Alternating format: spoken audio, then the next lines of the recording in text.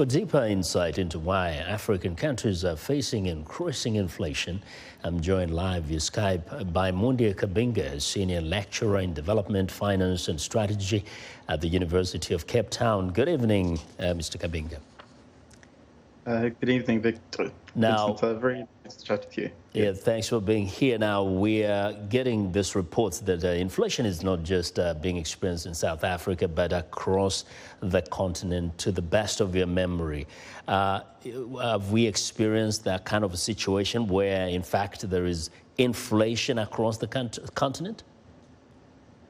So the experience across the African continent is relatively mixed. On one hand, we have an increase in inflation in countries like South Africa, which are very import dependent on oil imports, which basically also are an important input in the production process across the African continent. But what we also see is that there's a selection of countries, 3 of them in number, among them Zambia, Ethiopia, and Chad, which basically have had an actual reduction in inflation in this particular context. And what could explain that is simply that there's a lagged effect of inflation of the war in Ukraine and Russia, and its impacts on the exchange rate as well as on fuel prices. Mm-hmm. Now, is this impact of the Ukraine war necessarily, directly affecting Africa, or is it how it has impacted the Western nations like the United States, leading to the rising of interest rates, and therefore, as a ripple effect, African countries get affected? Absolutely.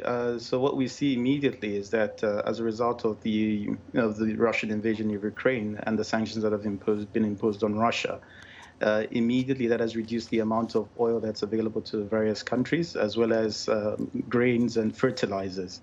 So Russia and Ukraine combined contribute approximately 30% of all fertilizer production around the world, mm-hmm.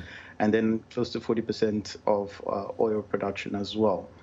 And then as a result of that, and the rising interest rates to contain inflation in the developed world also has led to that particular increase in inflation. Mm-hmm. But there is another domestic factor in the South African context that's also contributing to the rise in inflation, and that is none other than the persistent power outages. Mm-hmm. Those have slowed down production and led to,